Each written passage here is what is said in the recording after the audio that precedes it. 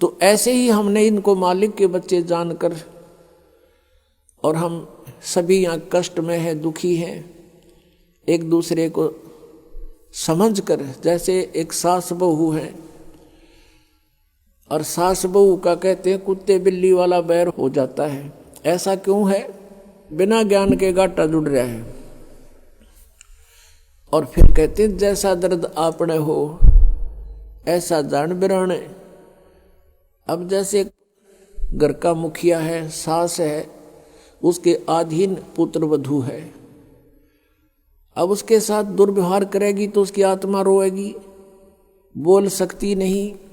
तो वो आत्मा की जो पुकार है वह भगवान के दरबार में डिपॉजिट होती है और उसका प्रतिफल बहुत भयंकर होता है।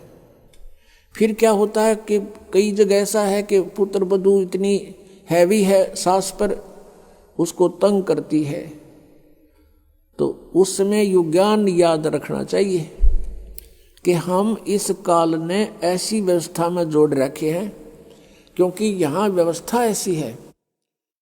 अब जवान बच्चे का और बुढ़े का कभी भी मेल नहीं मिले, ना मन मिले, ना व्यवहार मिले, ना विचार मिले, और फिर रहना इकट्ठा, सास और बहू ने इकट्ठा रहना और कति विचार नहीं मिले, यह गारंटीड बात है।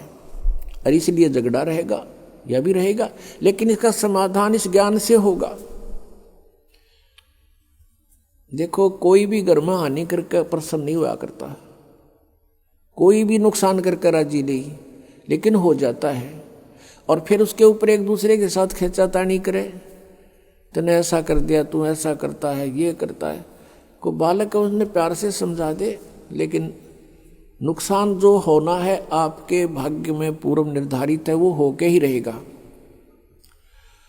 और वो नुकसान तो हो लिया और फिर वो झगड़ा बाकी रह गया, बेमतलब की टेंशन।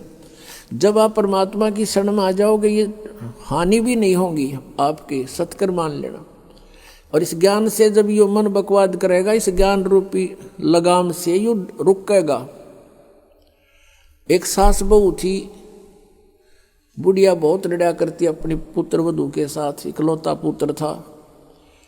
अब बेटा न्यों सोचा करता, भाई माँ की बात नहीं मानी तो माँ की आत्मा दुख पाओगी। वो भी अपनी पत्नी को ही धमकाया करता, गलती होती चाहे ना होती, माँ को प्रसन्न करने के लिए। और बुढ़िया बहुत कलियारी थी। अपने आत्माओं, एक परमात्मा लीला बख्शते हैं, करते हैं, दया करते हैं। एक बहन सत्संग में जाया करती थी, बुढ़िया माई, वो उनके घर चली गई, कुदरती परमात्मा भेजते हैं। और वह बुढ़िया लाग रही कति श्लोक सुनान, अच्छी बूंदी कहन अपनी पुत्र वधू को, और वह बेचारी बोल रहा नहीं। अब बोलूंगी तो फिर सामने अपने बेटे दगड़वाएगी, तो वह बेचारी चुप रहने में अपनी खैर समझ रही थी। अब उस बहन जो सत्संग में जाती थी, परमात्मा परमेश्वर के विचार सुनती थी, उसने सोचा ये तो नरक हो रहा है इनका घर। उसने उस बुढ़िया को सहज सहज प्यार से कहा, बहन सत्संग में चल लेगी?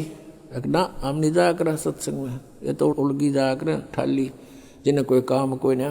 हर बुढ़िया ने काम बहुत लड़ने का, और काम नहीं उसने, वो छूटे ना उससे।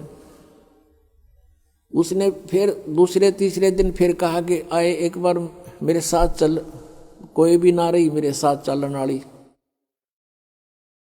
और मैं अकेली रहेगी, सत्संग में जाना है, जल्दी आ जावांगे। वह उसकी मुंह लागती सी थी। उस दिन वह बुढ़िया उसके साथ चलेगी। अब साथ चलेगी तो वह सत्संग सुना, सत्संग सुने तो पुण्यात्मा असर होया कर, ऐसी बात नहीं।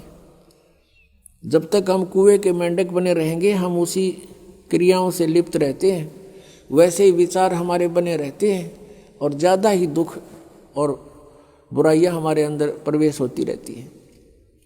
बुढ़िया ने सुने विचार, उसकी तो एकदम जो है ना, एकदम परिवर्तन आ गया उसके अंदर। अब सचमुच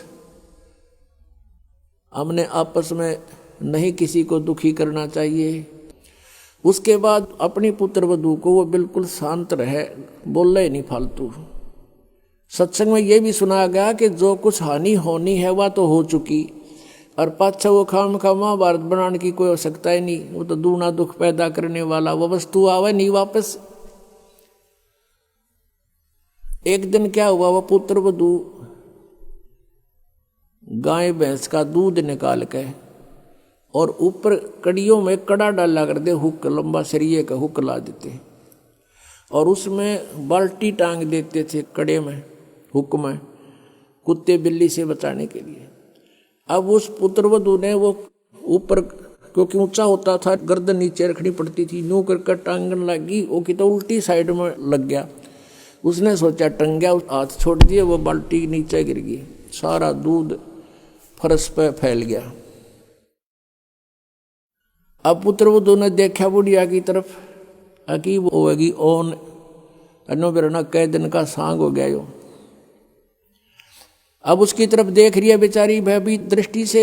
बुढ़िया कहती, बेटी कोई बात नहीं, हमारे भाग में नहीं था यो, और इसको उठा ले ऊपर ऊपर से और भैंस को ही डाल दे बेटा उसके चारे में। ये अपने भाग में नहीं था इसलिए गिर गया, कोई बात नहीं। अब उस पुत्र वधू ने सोचा, आज बुढ़िया कौन सा स्टेशन पकड़ेगी, या तो कदे 16 बातें बोलिया नहीं करती। काफी देर उसका जची नहीं, बुढ़िया फिर शुरू हो गया, ऊपर ले मन तक कहती हो कदे।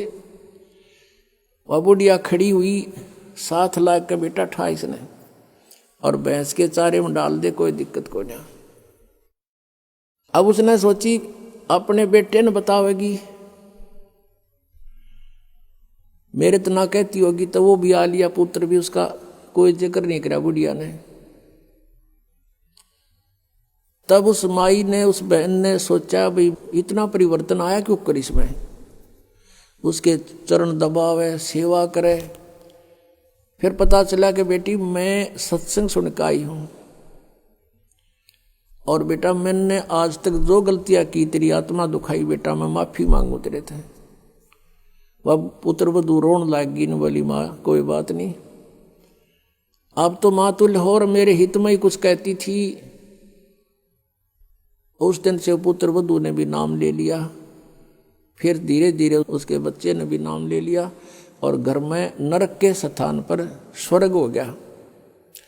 अब इस परमात्मा की वाणी से, ज्ञान से स्वर्ग तो यही हो जाएगा, और सतलोक हमने जाना है, फिर भक्ति करके वहां सतलोक चले जाएंगे, महासुख वहां हो जाएगा। तो इस प्रकार वो परमात्मा आकर हमें ज्ञान देता है, उसके ज्ञान से हमें पता चलता है। इसलिए कहा कि सत्संग की आधी घड़ी और तप के वर्ष 1000 तो भी बराबर है नहीं, कहे कबीर विचार।